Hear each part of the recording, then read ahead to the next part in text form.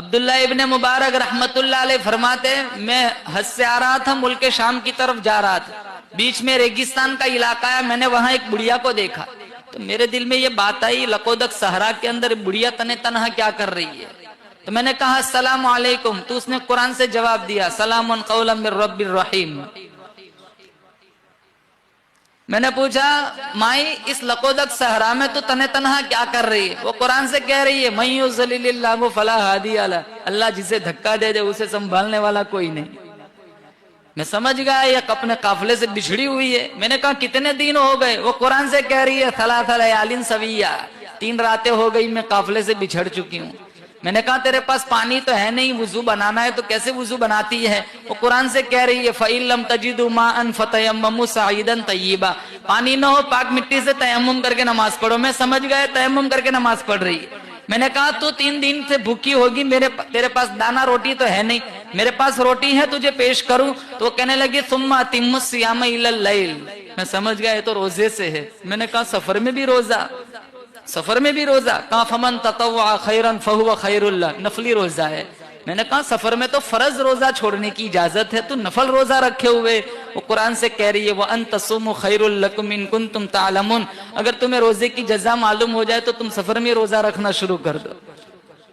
میں جو بولوں وہ پلٹ کے قرآن سے جواب دیتی ہے۔ میں نے کہا اپنی زبان میں جواب کیوں نہیں دیتی؟ میں جو کہتا ہوں قرآن جواب دیتی ہے۔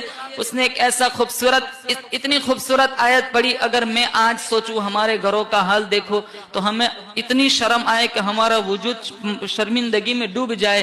وہ کہنے لگی ما یلفظ من قول الا لدیہ رقیب عتید، میں جو بولوں گی فرشتہ لکھ لے گا، میرا ایمان اجازت نہیں دیتا میرے نامہ اعمال میں قرآن کے علاوہ اور کچھ لکھا جائے۔ کہا تو کہاں سے آئی ہے، کہاں جانا ہے؟ کہا سبحان الذی اسری بعبدہ لیلا من المسجد الحرام الى المسجد الاقصى۔ عبداللہ ابن مبارک فرماتے میں سمجھ گیا یہ حج پڑھ کے آئی ہے، ملک شام کی طرف جانا چاہتی ہے۔ میں نے کہا تیرے پاس سواری تو ہے نہیں، میں اپنی سواری پر تجھے سوار کر دوں؟ وہ بڑی عورت کہنے لگی ارے فمن تطوع خیرا وما تفعل من خیر یعلمہ اللہ، تم جو کوئی بھلائی کرو گے اللہ دیکھتا ہے، اللہ اس کی جزا دے گا۔ میں نے اٹھنی کو بٹھایا، بڑھیا کو اس کے اوپر بٹھایا، میں نے ایڑ لگائی، میرے دل کی تمنا تھی بچھڑے ہوئے قافلے سے جلدی سے مل جائے۔ میں نے ہنکانا شروع کیا۔ اس زمانے کا دستور تھا جب اونٹنیوں کو تیز ہنکانا ہوتا تو یہ لوگ اشعار گنگناتے جس سے اونٹنی تیز بھاگتی تھی، تو میں نے اشعار گنگنانے شروع کیے تو وہ عورت کہنے لگی فقرؤوا ما تیسر من القرآن، اشعار کیوں پڑھتے ہو؟ قرآن نہیں جانتے؟ قرآن پڑھو۔ میں نے قرآن پڑھنا شروع کیا۔ میں چلتا رہا، پانی والا علاقہ ہے، وہاں کچھ لوگ بیٹھے ہوئے تھے۔ اس عورت نے جب ان لوگوں کو دیکھا ٹھنڈا سانس لیا، سورۃ الفاتحہ کی پہلی آیت پڑھی الحمدللہ رب العالمین۔ مجھے یقین ہو گیا یہ اسی قافلے سے جدا ہوئی ہے۔ میں نے کہا مائی اس قافلے میں تیرا کوئی پہچاننے والا ہے؟ وہ قرآن سے کہہ رہی ہے المال والبنون زینت الحیات الدنیا۔ میں سمجھ گیا اس قافلے میں اس کے بیٹے ہیں۔ میں نے کہا تیرے بیٹوں کے نام کیا ہے؟ کہا واتخذ اللہ ابراہیم خلیلا وکلم اللہ موسیٰ تکلیما یا یحییٰ خذ الکتاب بقوہ۔ اس نے 3 آیت پڑھی، میں سمجھ گیا اس کے 3 بیٹے ہیں، ایک کا نام موسیٰ، ایک کا نام یحییٰ، ایک کا نام ابراہیم۔ میں نے آواز لگائی، مجمع کو چیرتے ہوئے 3 خوبصورت جوان میرے پاس آئے۔